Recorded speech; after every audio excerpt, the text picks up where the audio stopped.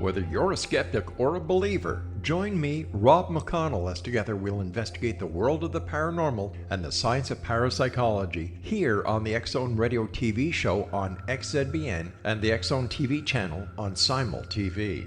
Since 1990, the X-Zone Radio TV show has been the place where people dare to believe and dare to be heard. Together, we'll investigate UFOs, aliens, ghosts, Bigfoot, psychic phenomenon, lake monsters, conspiracy theories, government cover-ups, the truth embargo, alien abductions, ESP, haunted locations from around the world, and so much more. With over 28 years of broadcasting and more than 4,500 individual guests, the X-Zone is truly a place where fact is fiction and fiction is reality, as evidenced by the credibility, integrity, and professionalism of the guests that we bring to our international audience. If you have seen a UFO, had a close encounter, seen a ghost, Bigfoot, lake monster, or a story that you would like to share or have investigated, contact me, Rob McConnell, by sending me your email to xzone@xzoneradiotv.com, or you can call toll-free 1-800-610-7035, extension 143, and on Skype, X-Zone Radio TV. For more information on the X-Zone Radio TV show with yours truly, Rob McConnell, visit www.xzoneradiotv.com or www.xzonetvchannel.com or simultv.com and xzbn.net. Until next we meet here in the X-Zone from our broadcast center and studios in Hamilton, Ontario, Canada, always remember, X-Zone Nation, keep your eyes to the sky and your heart in the light.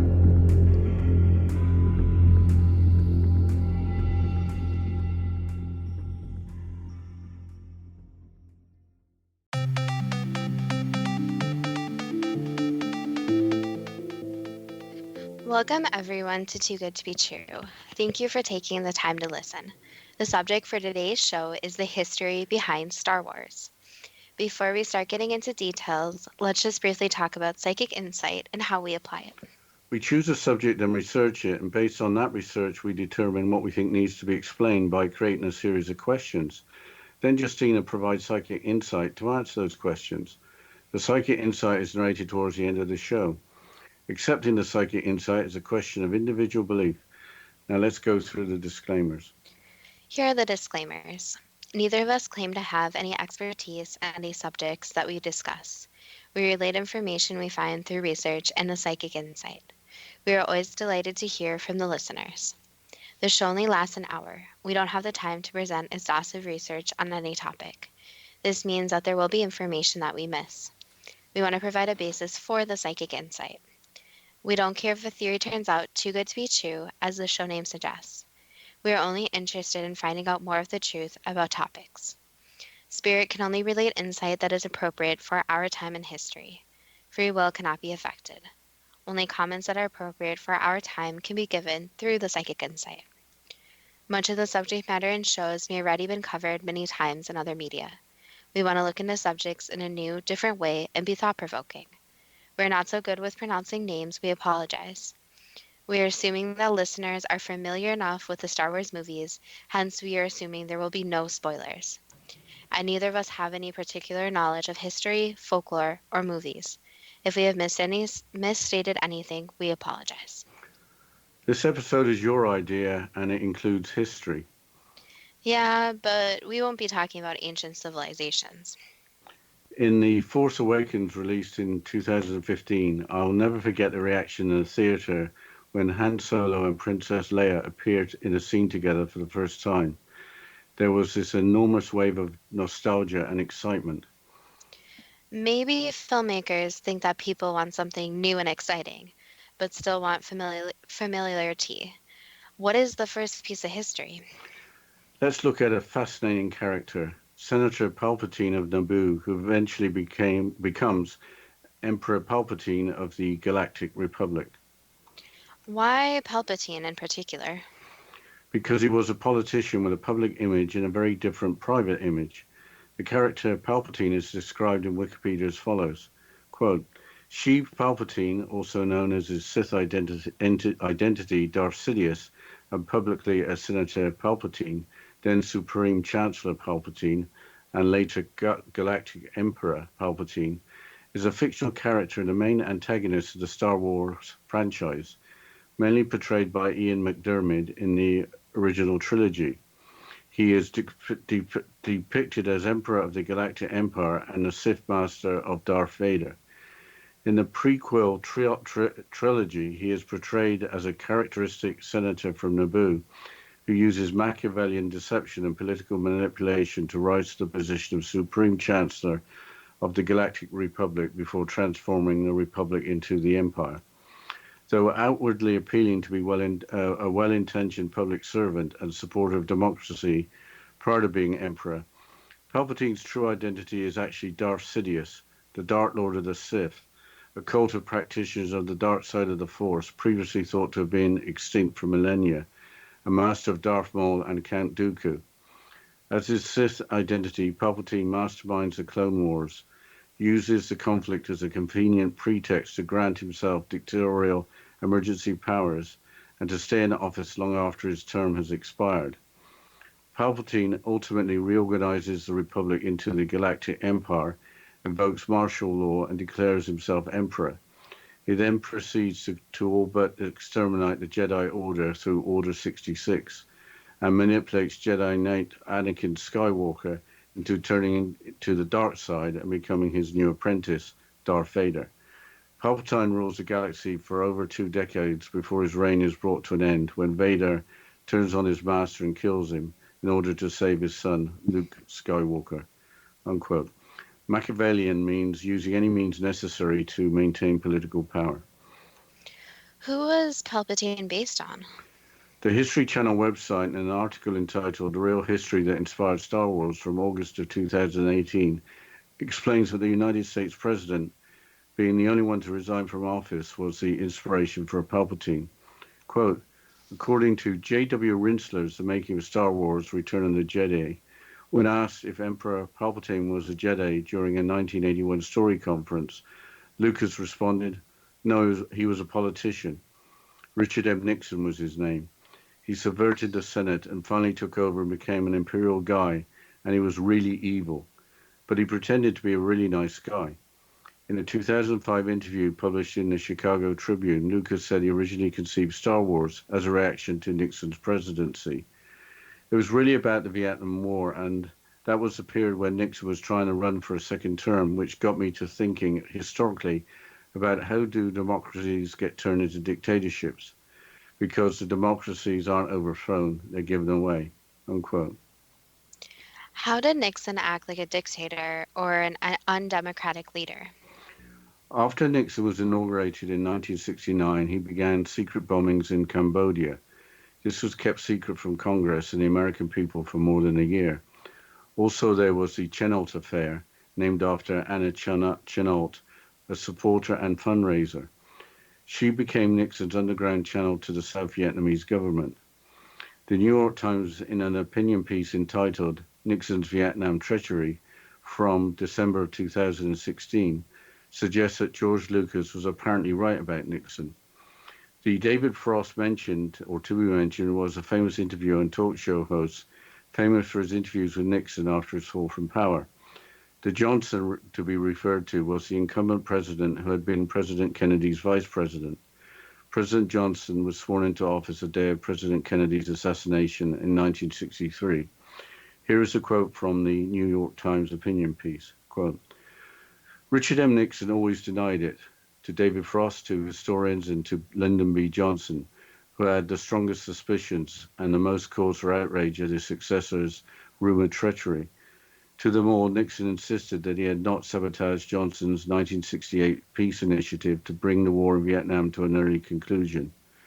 My God, I would never do anything to encourage South Vietnam not to come to the table, Nixon told Johnson in the conversation captured on the White House taping system. Now we know Nixon lied. A newfound cache of notes left by H.R. Haldeman, his closest aide, shows that Nixon directed his campaign's efforts to scuttle the peace talks, which he feared could give his opponent, Vice President Hubert H. Humphrey, an edge in the 1968 election. On October the 22nd, 1968, he ordered Haldeman to monkey wrench the initiative. The article continues. Haldeman's notes return us to the dark side.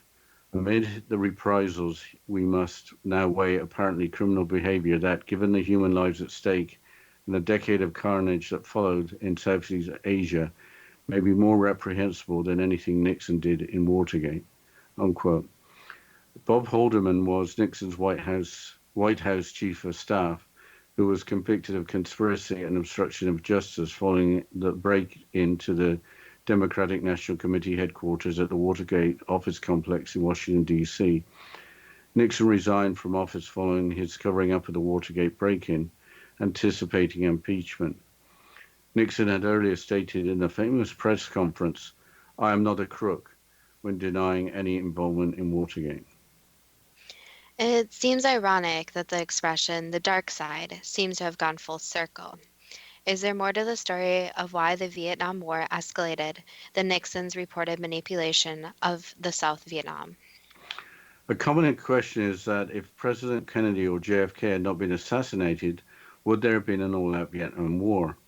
A quote from the Wikipedia article on JFK suggests that the fight against communism was going to continue even if JFK had survived. Quote, in early 1962, Kennedy formally authorized escalated involvement when he signed the National Security Action Memorandum, Subversive Insurgency, War of Liberation, Operation Ranch Hand, a large-scale aerial defoliation effort. This began on the roadsides of South Vietnam. Depending on which assessment Kennedy accepted, Department of Defense or State, there had been zero or modest progress in countering the increasing communist aggression in return for an expanded U.S. involvement. In April 1963, Kennedy assessed the situation in Vietnam, saying, "We don't have a prayer of staying in Vietnam. Those people hate us. They're going to throw our asses out of there at any point. But I can't give up that territory to the communists and get the American people to re-elect me." Unquote. Were there any other influences from the Vietnam War? Star Wars was written as a protest against the war. The original Star Wars movie was released in 1977 when the Vietnam War finally ending in 1975, with American servicemen leaving in 1973.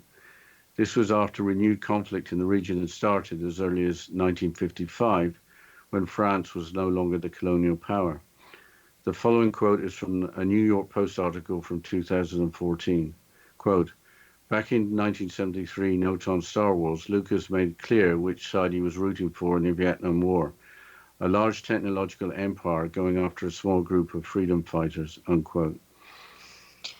This makes me wonder what's behind the idea of the Death Star, but we'll have to continue after this short break. And you're listening to Too Good to Be True with Justina Marsh and Pete Marsh on the X Zone Broadcast Network, www.xzbn.net.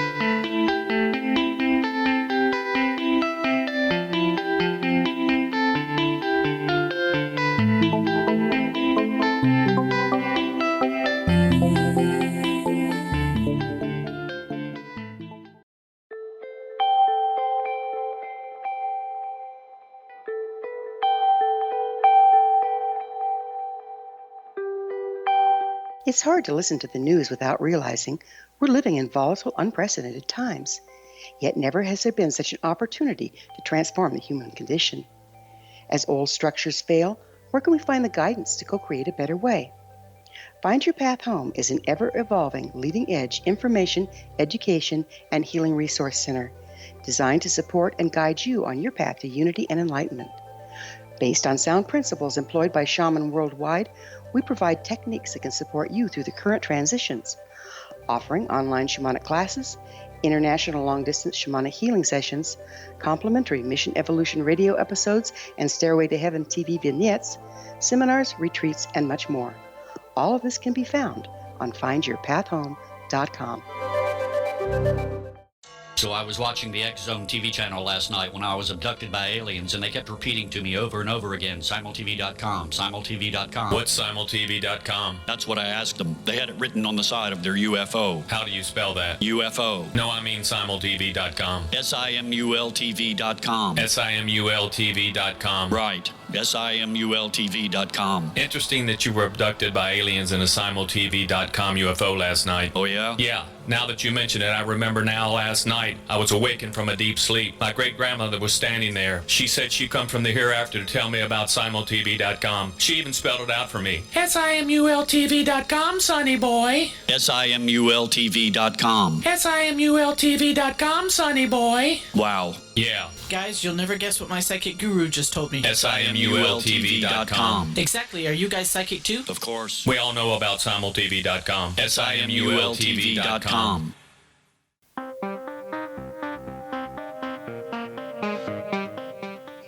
Welcome back to Too Good to Be True. And before the break, we were discussing the history behind Star Wars. So let's change topics. I've been wondering what was behind the idea of the Death Star, which is a really big part of the first movie. Let's get a description for the original Death Star from the Star Wars website. Quote, the Death Star was the Empire's ultimate weapon, a moon-sized space station with the ability to destroy an entire planet. But the Emperor and Imperial officers like Grand Moff Tarkin underestimated the tenacity of the Rebel Alliance, who refused to bow to this technological terror. Unquote. Grand Moff Tarkin was the commander of the Death Star. What does the Death Star represent? The History Channel website provides an explanation of the symbolism behind the Death Star. Quote, the tense relationship between the United States and the Soviet Union, with the threat of nuclear annihilation lurking in the background, was hardly history when Star Wars first premiered in 1977. The threat to the planet posed by nuclear weapons was encapsulated on screen in the ultimate weapon of mass destruction, the Death Star, which destroyed Princess Leia's home planet of Alderaan, a blue orb that closely resembled Earth. Star Wars itself entered the realm of Cold War history after it was adopted by the media in the 1980s as a nickname for President Ronald Reagan's proposed Strategic Defense Initiative, which would have used lasers to defend the United States against incoming nuclear missiles. Unquote. Did Reagan's Strategic Defense Initiative get implemented? That's hard to say without knowing military secrets, but the name Star Wars for the initiative stuck, with some discussion whether it was really intended for Soviet missiles or protection against extraterrestrial craft. After $30 billion was spent on it, the plug was finally pulled in 1993. Think of all the good that could have been done with the $30 billion. Hopefully the investment led to some scientific research breakthroughs that benefited mankind. Let's move on to the Jedi, the characters who were called knights that had lightsabers and used them like swords, but with the ability to fend off rays from energy weapons. The History Channel website describes the parallels with the Knights Templar as follows, quote, while the elite Jedi who guard peace and justice in the Galactic Republic bear similarities to Japanese samurai and Shaolin monks, they also echo the medieval monastic military order of the Knights Templar. The Templars, writes Terence McMullen in Star Wars and History, were esteemed above other knights for their austerity, devotion, and moral purity. Like the Jedi, they practiced individual poverty with a military monastic order that commanded great material resources. A 12-member council of elders headed by a Grand Master governed both the Jedi and the Templars, and Jedi clothing even resembled the hooded white robes worn by the Christian warrior monks, who took vows of poverty, chastity, and obedience. Much like the great Jedi purge ordered by Chancellor Palpatine in The Revenge of the Sith, France's King Philip IV annihilated the Knights Templar after arresting hundreds of them on October the 13th, 1307, and subsequently torturing and executing them for heresy, unquote. Shaolin monks can perform incredible feats of mental and physical prowess that appear to be impossible. I am sure you are more than happy to talk about the Knights Templar. We taught about the Knights Templar fighting in the Crusades and providing financial services to pilgrims traveling to the Holy Land in another episode. But in relation to the Jedi, Wikipedia explains their lifestyle. Quote, Bernard de Clairvaux and founder Hugues de Payenne devised a specific code of conduct for the Templar Order, known to modern historians as the Latin Rule. Its 72 clauses laid down the details of the knight's way of life, including the types of garments they were to wear and how many horses they could have. Knights were to take their meals in silence, eat meat no more than 3 times per week, and not have any physical contact of any kind with women, even members of their own family. Unquote. The red cross that the Templars wore on their tunics was a symbol of martyrdom. To die in combat was considered a great honor that assured a place in heaven. So, what happened to the knights that survived the executions in 1307? Apparently, the executions were prompted in part by France's King Philip IV owing the Templars a lot of money, which he didn't have. The knights were only answerable to the Pope, but Pope Clement was under Philip's control. The WordPress website, in an article about the Templars connected with Switzerland, describes where some of the Templars escaped. Quote, the Templars must have got wind of possible actions being put in place by King Philip IV of France. 24 hours before the arrest of Jacques de Molay on the 13th of October 1307, a fleet of Templar ships sailed from the French port of La Rochelle, laden with treasure and knights. The article continues. Some Templar knights landed in Scotland and were granted sanctuary by Robert the Bruce. These knights took up arms and joined Robert the Bruce in his fight against the English for Scotland's independence. Roslin Chapel became home of the Sinclair Knights, members of the Templar Order. These warriors were buried along with their treasure in the crypt of the chapel. With Switzerland located over the border to the east of France, hundreds of Knights Templar would have easily slipped across the border with their treasures into this newly formed country. Unquote. Jacques de Molay was the last Grand Master of the Knights Templar. Where did the fleet of ships end up? Nobody seems to know exactly where they all ended up. But regarding Switzerland, the WordPress article continues with an explanation of why in 1315, Duke Leopold of Habsburg, in trying to extend the Austrian Empire, attacked several hundred Swiss troops with overwhelming force, but ended up being defeated. Quote, the only answer that made sense, Knights Templars had escaped from France, crossed the border into Switzerland and granted sanctuary, bringing them their military expertise and Templar treasure, buying their way into this new country. The Templars were Europe's bankers from the 11th to the 14th century. Now the largest banking and financial institutions of Europe are located in Switzerland. Pope Julius II called upon Helvetian soldiers in 1506. These mercenaries who would shape Italy's future and were granted the title Defenders of the Church's Freedom. On the 22nd of January 1506, 199 years after the arrest of Jacques de Molay in France, the Vatican created the Pontifical Swiss Guard, unquote. Helvetian is another word for Swiss. So there's a connection between the Vatican and the Knights Templar via the Swiss Guard. Possibly. Remember that the knights had tunics with red crosses. The Swiss flag is the reverse, a white cross on a red background. Switzerland is an established center for the world's banking industry. The Templars started banking and apparently were the first ever multinational corporation. I think we got a long way from the Jedi, but we have time for one more piece of history behind the writing of Star Wars. In the 2012 book Star Wars and History by Nancy R. Regan and Janice Liddell, they looked at Princess Leia's leadership in the Rebel Alliance in terms of women in the French resistance during World War II. Certainly there's a lot taken from Nazi Germany in the way that the Galactic Empire is represented. There will be many more heroes from that time. Maybe you can just provide an example. Like Princess Leia, I think that André Martin Verrou defined survival against all the odds. Here's a brief overview of her life from Wikipedia. André Peel, 13th of February 1905, 5th of March 2010, aged 105, was one of a couple of women known as Agent Rose, the other being Eileen Nairn. The article continues. After the German invasion, she joined the resistance and was involved in distributing secret newspapers, but was later appointed head of an undersection of the resistance. She and her team used torches to guide Allied planes to improvised landing strips and help airmen who had landed in France to escape onto submarines and gunboats, saving the lives of more than 100 soldiers and airmen and aiding more than 20,000 people. She was arrested in Paris in 1944 and sent to the Ravensbrück concentration camp. She was later transferred to the concentration camp at Buchenwald before her eventual release. During this time, she also survived meningitis.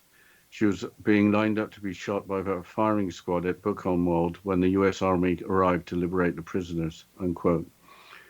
After the war, she received too many prestigious awards from different nations to mention. Did Eileen Nern, the other Agent Rose, survive the war? On her passing in 2010 at the age of 89, Eileen Nern, who was born in France, made international news when veterans organizations ensured that she should be honored with a fitting tribute. Until the Croix de Guerre, France's highest award for heroism, was found among her belongings, nobody seemed to know about her wartime service for British intelligence in France, including being tortured by the Gestapo while remaining silent. Not being revealed by the enemy as British spy, she later escaped from a labor camp and then regained her freedom by fooling the SS after being recaptured. Why would the French resistance and the British intelligence put women in such grave danger? Apparently at the time, women were better able to blend in with the general population and could be more effective. With that, it's time for the first question. In The Force Awakens, released in 2015, when Han Solo and Princess Leia first appear on the screen together, why was there a wave of emotional energy in movie theaters? Basically, a sense of significance of the love. So that's what a lot of movies try to do, is create this sense of love, since many people are looking for that. Love the characters from the audience. Yes.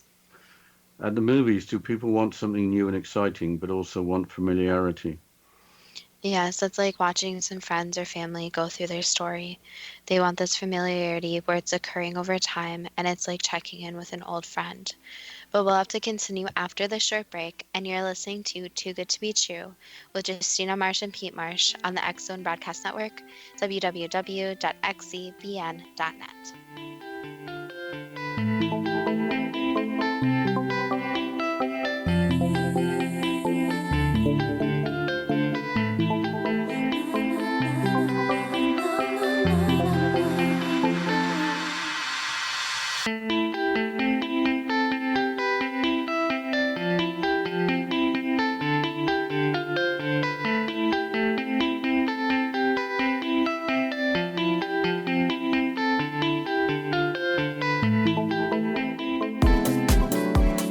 How would your life change if you could develop the business and personal skills that you need in order to make more money? Do you want to learn how to achieve your big life goals faster? Then go to findhiddenmoney.com and get the Goal for It online course. The course teaches you how you can set and achieve your biggest goals while completely overcoming the roadblocks to your goals so that you can realize your dreams and imagine more success. Go to findhiddenmoney.com. Memorable dynamic presentations are a not-so-secret weapon in the business world. Do you have a powerful message that must be shared, but you haven't found a way to deliver that message? Do you want to be known as a top public speaker who gets amazing results? Are you ready to create and deliver your powerful message? Thomas Hides can help you create and deliver your speech to get the results you desire. Visit iconquality.com. Did you expect your business to flourish, but instead it plateaued or didn't get off the ground yet? Would you like to achieve massive goals and discover new sources of income within your business? When you're ready to experience that type of success with fast results, Cindy Hendricks is the business coach for you. Her work with entrepreneurs and business owners has been life-changing. To get you and your business where you want to be, go to imaginemoresuccess.com. Has the fear of public speaking stalled your business or personal life? What would you give to develop and maintain supreme confidence? Have an invaluable private program to always perform at your best. Imagine how you would feel. You can have all that and so much more today with Thomas Hyde's life-changing course called Number One Fear Unleashed. Visit numberonefear.com and be liberated from your fear of public speaking.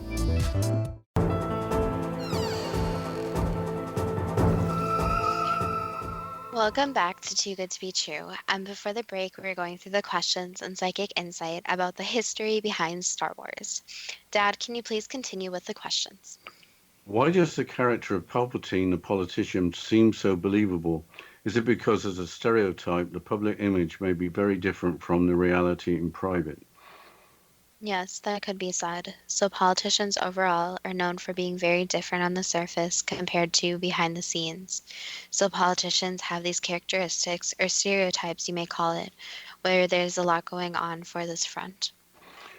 Is George Lucas accurate in his description of former President Richard Nixon in his subversion of the Senate while pretending to be a nice person? That could be said. In which ways was Nixon flawed? Was it through his relentless ambition for power, or was it for other reasons? Power, so gaining power and trying to acquire power can make someone do actions and make choices that they normally wouldn't. So it's basically the power trip that occurs. Was the original Star Wars movie a reflection of the Vietnam War in that democracy was given away rather than overthrown? That could be said, yes. How could the thirst for power be so strong that someone could live with themselves, knowing that so much suffering could be involved in them gaining that power?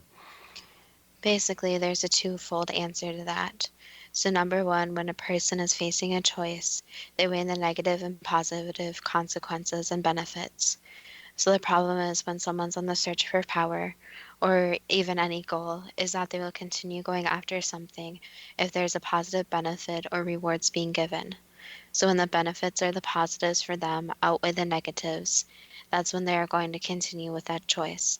And in addition, the second thought is that in a way, a person who is seeking power, who is doing very negative things, doesn't always think about the negative things. So they may shut that out of their minds.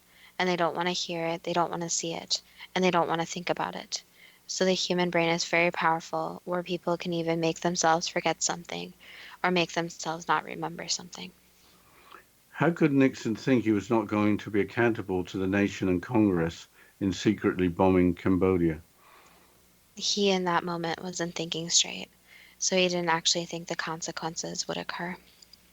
Did Nixon sabotage Johnson's 1968 peace initiative to bring the war in Vietnam to an early conclusion? He had a part in it, yes.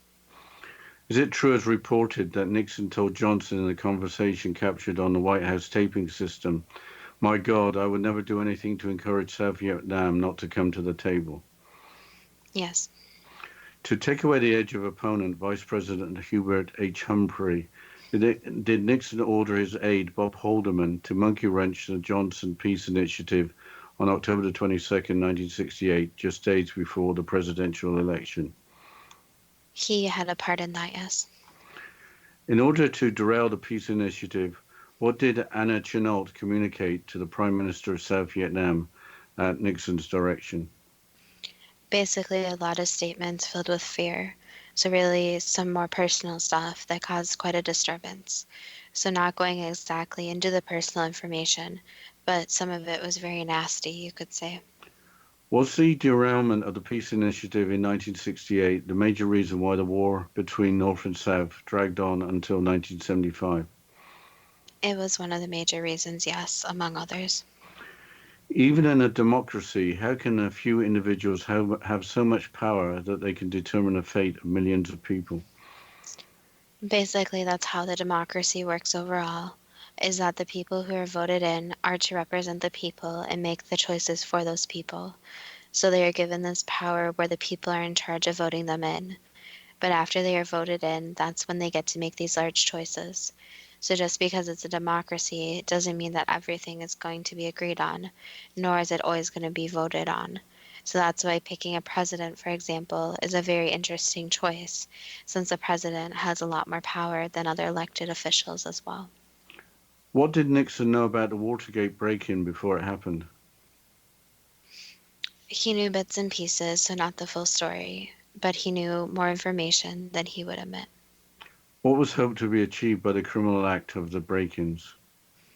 Basically, information. So getting more information and also continuing to rise to this power.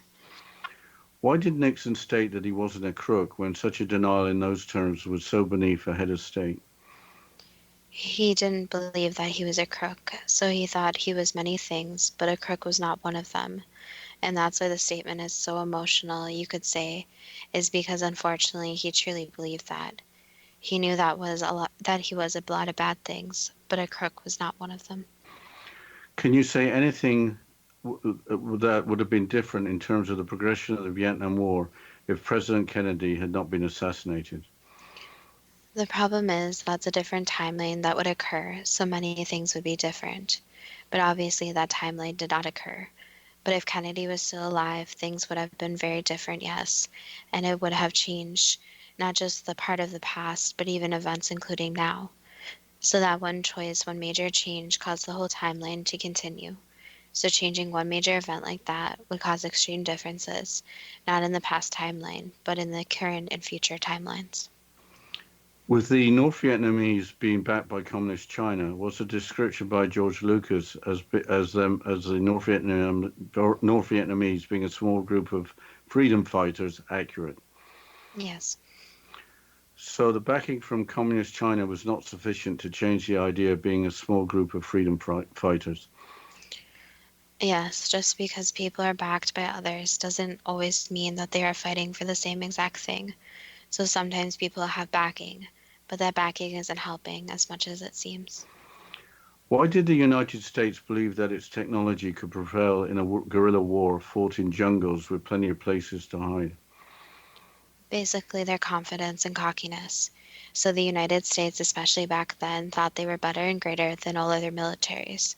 So they thought that they would win no matter what, and their cockiness clouded their judgment. Was the Death Star a representation of the Cold War and weapons that were available that could completely destroy our planet? Yes. Was the destruction by the Death Star of Princess Leia's home planet of Alderaan, a blue orb that closely resembled the Earth, meant to bring home the reality of the danger posed by nuclear weapons? Yes, it was. Was the Strategic Defense Initiative, or Star Wars, at all realistic for the technology of the 1980s, with its intended use of lasers to destroy incoming nuclear missiles? Yes, and of course also the threat of nuclear missiles. So this threat of ultimate destruction. Why wasn't the use of lasers a bigger secret, with the possibility of countermeasures designed by the Soviet Union? There are more secrets, so the military did not just put all their secrets out there, meaning what you saw on the surface wasn't what half of the military had. Was the Star Wars initiative intended for defense against Soviet missiles or extraterrestrials, or both? Both. Did Reagan fear extraterrestrials as well as the Soviets? Yes, many people throughout history have feared this fact that man is not the ultimate being, that there's a possibility of other beings who could easily be more intelligent and easily destroy mankind. Were there any benefits from the $30 billion spent on the Star Wars initiative, or was the technology developed not used productively? That's a difficult question, since in any situation there's always improvement that could be made. So there's always that it could have been improved. However, people did their best job possible, and obviously it became a very positive outcome. So its very positive outcome is in terms of today's technology. Correct. Was there something symbolic besides the great victory in the destruction of the Death Star by the Rebel Alliance? There is also the representation that even the strongest weapons can be destroyed, that even the strongest, most powerful weapons always have a flaw with them, where they can be destroyed and ultimately humans can find a way to destroy them with some creative thinking. Were the Jedi based on the medieval Knights Templar who fought in the Crusades? Partially, yes. Are there also similarities to the Japanese samurai and the Shaolin monks? Yes, there is. How are Shaolin monks able to perform incredible feats of mental and physical prowess that appear impossible? They put their mind aside, since instead of thinking like a human, they train themselves to not think like a human, and instead to think with energy and intention. So they are overcoming the blocks of the human brain. Why was there a 12-member council of elders headed by a Grand Master governing the Knights Templar? Basically, 1 to oversee, and 2, 12 is very significant. So 12 is an even number that's used a lot, where it's a repeating pattern of different councils. The number 12 does come up a lot, but why the number 12? Basically, since 12 is powerful, so it's close to 11, but it's almost the most even number, close to 11. So you can think of it where there's this evenness, but there's also enough people where the opinions can differ greatly. So it's not too many people where people don't get a chance to talk, but it's not too few people that the different opinions aren't actually heard. So when votes are taken, discussions occur. It's a more ideal group of people. So 11 is mentioned as it is a master number in numerology. Correct. Also, for the reasons given, 12 is the usual number chosen for a jury. Correct. So 11 is very spiritual. But again, when you're discussing in a group, an even number is usually ideal. So for example, instead of having 3 people in a group, it's usually ideal to have 2 or 4. So because it's the closest number and it's not 11, nor is it 13, it's usually chosen. Was Francis King Philip IV's annihilation of the Knights Templar on October 13th, 1307, the basis for the extermination of the Jedi under Palpatine's Order 66? It was related, yes, but we'll have to continue after this short break. And you're listening to Too Good to Be True with Justina Marsh and Pete Marsh on the X Zone Broadcast Network, www.xzbn.net.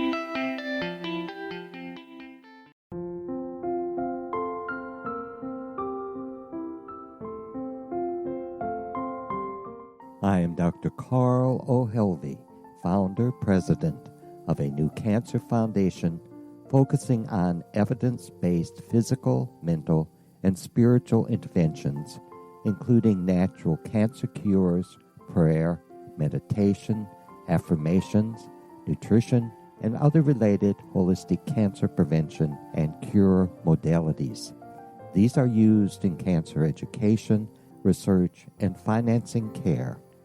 I ask for your help to continue this important work by donating at www.holisticcancerfoundation.com.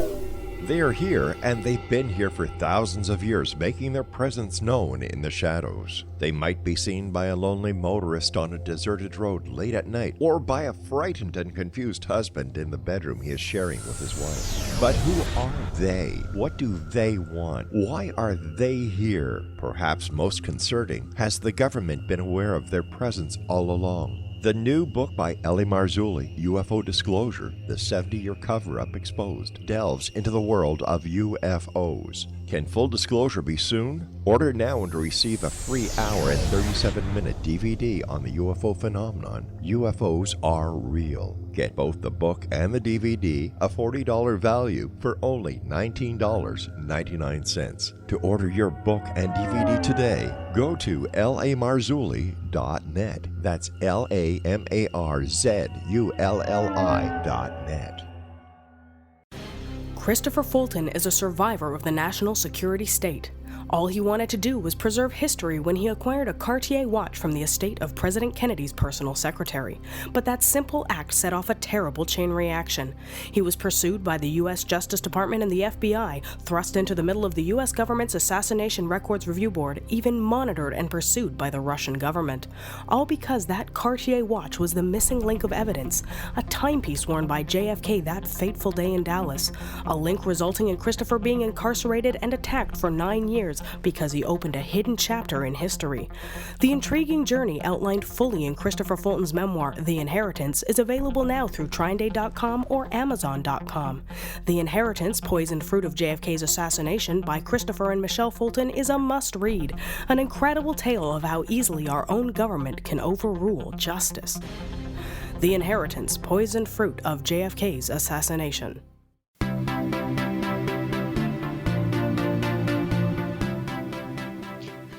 Welcome back to Too Good to Be True. And before the break, we were going through the questions and psychic insight about the history behind Star Wars. Dad, can you please continue with the questions? Does the number 66 have any special significance? Again, 6 is a very powerful number, and any numbers that are repeating, 11, 22, and so on and so forth, are very special. So it is very, you can say, number that makes an impact. So people are always remembering double numbers, and especially 66 and 99 are numbers that people are drawn to. Were the Knights Templar formed for any reason other than fighting in the Crusades and for the assistance of pilgrims? Also to form a group where people could come together. So again, this goes back to where humans just want to fit in and form an alliance. So even in Star Wars, you can see where a lot of characters form alliances, become friends, because they're lonely and want the company. So it's this natural instinct that humans in general will get together, form a group for a cause they all share. Why were the Knights Templars subjected to rules similar to that of living in a monastery? Because the strictness of it. So setting up boundaries where they had limited choices, which trains them to think very in one direction. So it doesn't give them the more freedom, where again it comes down to choices, where if someone has too much freedom, sometimes they'll go towards the negative choices. How could it be believed that to die in combat was a great honor that assured a place in heaven? Basically, since they were fighting for a positive cause in their minds. So they were making the ultimate sacrifice for the cause, which is dying, so giving their own life. So they believed that doing this, the ultimate sacrifice, would guarantee that they would go to heaven. How did Pope Clement become so controlled by Philip IV? Was it a matter of money, or was there more to it? There was money, but there was more psychological manipulation also. So there was basically where he got under his skin. So where there's manipulation, that can occur. On the 12th of October 1307, a day before the mass arrest, did a fleet of Templar ships sail from the French port of La Rochelle, laden with treasure and escaping knights? That could be said, yes. Where was the destination for the fleet of Templar ships? At the time, there was no set destination, so they were going to figure it out as they went along. Did they reach a destination? Not all of them, no. Can you say anything about their destination? There's something that humans need to study more, so that's where ancestry and DNA and such come into play. Did some Templar knights land in Scotland to be granted sanctuary by Robert the Bruce? Yes, some did. Did those knights take up arms and join Robert the Bruce in his fight against the English for Scotland's independence? Yes. Did Roslin Chapel become home of the Sinclair Knights, members of the Templar Order? Yes. Were those warriors buried along with their treasure in the crypt of the chapel? Yes, they were. Did hundreds of Knights Templars slip across the border with their treasure to the newly formed country of Switzerland? Some of them did, yes. Did those Templars later assist the Swiss in defeating the army of the Austrian Empire? Yes, they did. Is modern Switzerland as a major financial center based in part on the financial acumen of the Templars? Yes, and the wealth they brought with them. In 1506, did the Vatican create the Swiss Guard in part because of the legacy of the Knights Templar in that country? Yes, in part, and it was in part. So for other reasons as well, not only for that reason. Can you say anything about the other reasons? There were some personal connections as well. In the design of the Swiss national flag with the white cross and the red background, is the design of the Swiss national flag with the white cross and the red background connected with the tunics of the Knights Templar as a reverse of the red crosses signifying martyrdom? Yes. Is Princess Leia's leadership of the Rebel Alliance taken from the bravery and resourcefulness shown by women in the French resistance during World War II? Partially, yes, and the resistance of women overall. So even in other times where women fought against all odds. Is there any denying that Nazi Germany is taken as a model for the way that the Galactic Empire is represented? There are a lot of similarities, yes, so that could be said. Was André Martin Veroux, in particular, thought of as a role model for Princess Leia? Yes. How was it humanly possible to save the lives of more than 100 soldiers and airmen and aid more than 20,000 people? Basically, you could call it just magic at that point. So being able to do the impossible, but somehow the events and timeline lining up just right. After being arrested in Paris in 1944 and being sent to the Ravensbrück concentration camp, then Buchenwald, how did she survive meningitis and also being rescued from a firing squad at the last moment? She was very special, so she was able to fight against all odds. And again, the whole path lined up just right for her. Was there any significance in André Martin Veroux barely managing to survive, then to live to the incredible age of 105 years? Yes, she proved that against the odds that she could do it. And she would figure that other people, not just women, could look up to her. So even against all odds, you can still live a long, long life. Why was the other agent, Rose, Eileen Nairn, forgotten about until her death? Just because, again, there were so many different people. So some people, unfortunately, got forgotten about. How could Eileen possess the incredible fortitude and courage to endure being tortured by the Gestapo while remaining silent? Basically, inner strength. So she possesses strength that is something that a lot of people don't have. So she decided she wasn't going to give up. Aside from the ability to blend in, why would the French resistance and British intelligence put women in such grave danger? Unfortunately, there was and still is in some parts, where women are seen more as an item versus a human. So there are still many men, and there are still some today, who view women as objects, where they are not as important.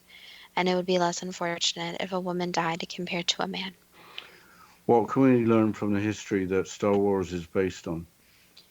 Basically, that there are many different lessons to be learned, but the main three to be pointed out are: number one, is that children, people of all ages, have learned many different lessons from Star Wars. However, the greatest lesson that's been learned is that even throughout history it has shown that good triumphs over evil. So despite all odds, people do amazing things. So for example, the Jedi were against all odds, but it just took a few of them to come forward to be able to connect back to the Force and to be able to do amazing things. Number two, the biggest takeaway is that a lot of different movies, TV shows, books, etc. are actually based on true events. So they may not seem likely that they are directly connected, but a lot of them take bits and pieces from history, since nothing is as interesting as history itself. History is putting out all the possibilities, and there have been many over the course of the thousands of years. So humans have seen strange events and have seen a lot of positive things, negative things, amazing people, not so good people. So nothing is as complicated as a true history. And number three was Star Wars. It shows that different generations of people can come together. So this occurs also in history, where you have different generations.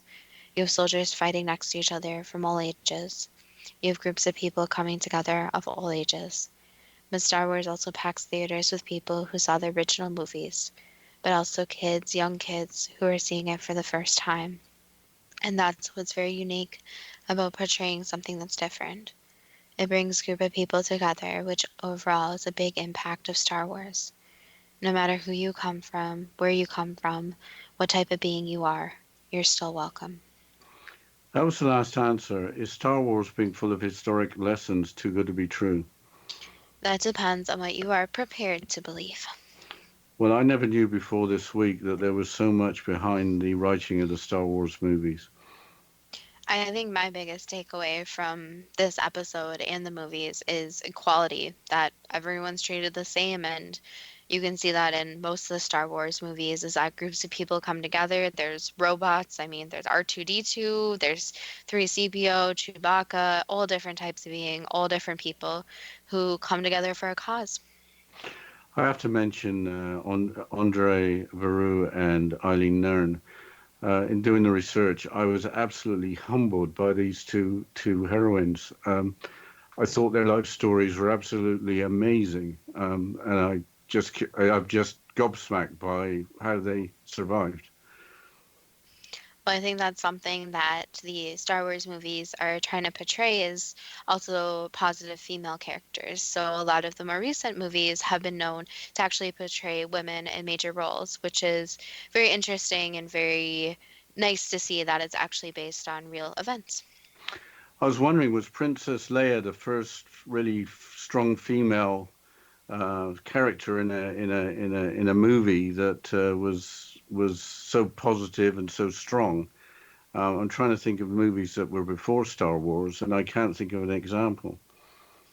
But I think the major thing that a lot of people liked about Star Wars is that it also kind of portrayed the future, this galactic mission, space. It was one of the major sci-fi movies, still is, where people kind of saw what the future could possibly be like. I mean, we don't have spacecrafts flying through space all the time now, but at least it tried to portray the future in a way.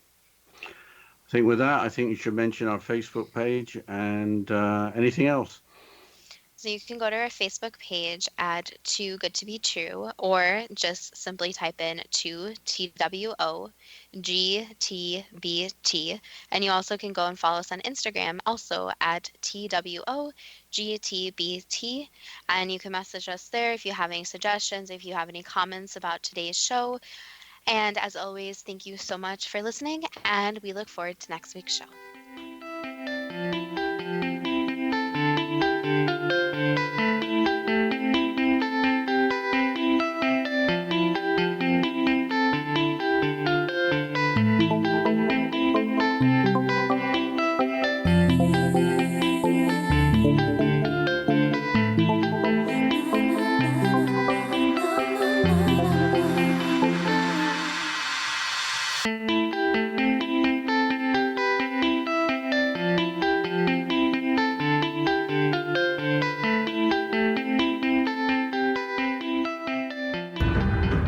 If you are looking for a safe, zero-calorie natural option to the harmful artificial sweeteners on the market today, Just Like Sugar is what you're looking for. Just Like Sugar is a wonderful natural alternative for those health-conscious people who choose a calorie-restricted diet with a great, pure, sweet flavor that tastes just like sugar. Just Like Sugar is a great natural option for people suffering from diabetes and may be useful in restricted diet programs where standard sugars are not allowed and does not cause a laxative effect of some other sweeteners.